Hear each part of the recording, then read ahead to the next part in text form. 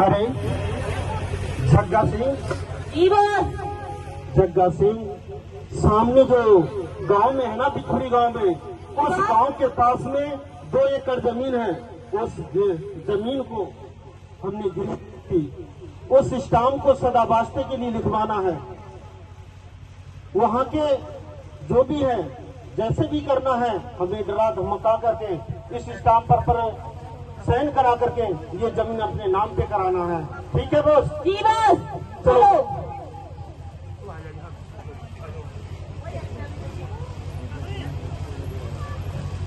जाओ जग्गा, बुलाओ सामने कर रहे। ओ शांति, कहाँ पे है शांति? घर से बाहर निकल। बहन यहीं बैठे रहना, मैं अभी आती हूँ। जी साहब, नमस्ते। नमस्ते, कैसी हो? वो क्या कहते हैं, आपके वहाँ पे जमीन थी हमारी गिरवी पे, वो हमें चाहिए। परंतु वो जमीन मेरे माता पिता ने गिरवी में रख दी थी और मेरे माता पिता की तो डेथ हो गई है। हम वो जमीन नहीं दे सकते हैं आपको। क्यों नहीं दे सकती? वो तुमने हमें से दी थी, हमें दे चाहिए थी वो जमीन। क्योंकि वो माता पिता की हमारी पुरानी पूंजी है और वही हमारे पास एक सिर्फ बची है। अच्छा, हमें तो चाहिए, हमें सैन चाहिए। सैन करोगी कि नहीं? ऐसा मत करो बाबूजी, उस जमीन के अलावा हमारे पास और कुछ नहीं है। हमें नहीं पता, ये लो साइन करो इसमें। क्षमा करना, मैं इसमें साइन नहीं कर सकती। अरे जग्गा सिंह, यही मानती उसकी बहन बैठे हैं, उसे बाहर निकालो। नहीं बाबूजी, बाबूजी मैं आपके पैर पड़ती हूँ। अरे नहीं, हमारा कब्जा है, इसमें कब्जा करेंगे, छोड़ दीजिए बहन। नहीं छोड़ेंगे। जग्गा सिंह इसे मारो। यदि अपनी बहन की जान चाहती हो तो ठीक है, जमीन ले लो, मेरा मकान ले लो, मैं साइन कर दूंगी, परंतु मेरी बहन को कुछ मत कीजिए। ठीक है। तो मानते हो तो साइन करके दो, नहीं तो हम तुम्हारी बहन को जान से मार देंगे। ले लो, साइन करो। अब क्या करूं मैं? मेरे पास तो सिर्फ यही थी, मेरे माता पिता की लाश पूंजी थी। इसके अलावा तो मेरे पास कुछ भी नहीं है। साइन करो, नहीं करते हो तो तुम्हारी ये छोटी बहन को उठा करके। ठीक है, करती हूँ।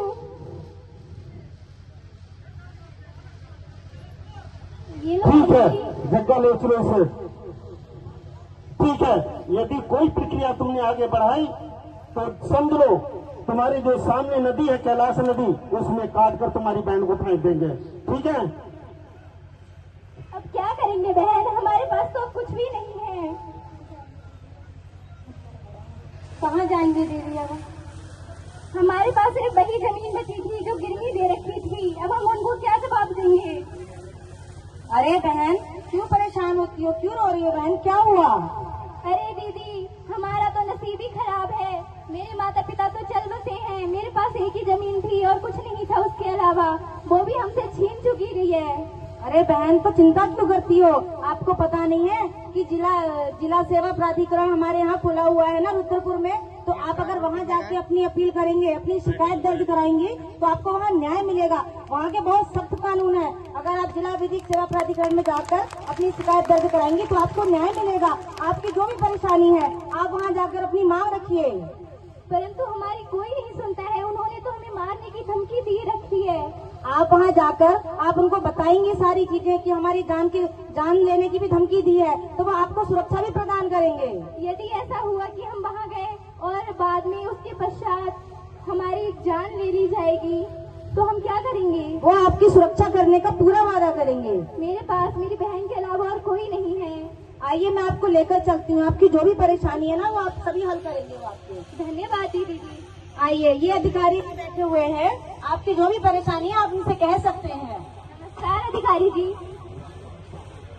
नमस्कार, आप बताइए, जो भी आपकी परेशानी होगी वो जिला विधिक सेवा प्राधिकरण रुद्रपुर ही नहीं, पूरा उत्तराखंड आपकी सेवा में हमेशा तत्पर रहेगा। सर, हमारे पास एक हमारी माता पिता की एक ही पुरानी पूंजी थी जो अब हमारे पास नहीं रही है, छीन लिया गया है। उन्होंने ये भी हमें कहा था कि अगर हम किसी के पास जाएंगे तो हमारी वो जान ले लेंगे। आप बिल्कुल भी चिंता ना करें, आप इसमें 2 काम कर सकते हैं। जिला विधिक सेवा प्राधिकरण में भी एक एप्लीकेशन दे सकते हैं अपने जमीन के संबंध में, और पुलिस में भी एक FIR लिखवा सकते हैं कि उन लोगों ने जो भी हैं जिन्होंने आपकी जमीन लिखवा ली है, किसी भी कारण से आप उनको पुलिस को भी जो है एक आवेदन दे सकते हैं, उसके ऊपर भी कार्रवाई होगी और आपकी जो भी जमीन है वो जिला विधिक सेवा प्राधिकरण और जो हमारा वैधानिक सिस्टम है, विधिक सिस्टम है, उसके माध्यम से आपको वापस मिल जाएगी। शुक्रिया सर, धन्यवाद। धन्यवाद। थैंक यू सो मच, बहुत बहुत धन्यवाद।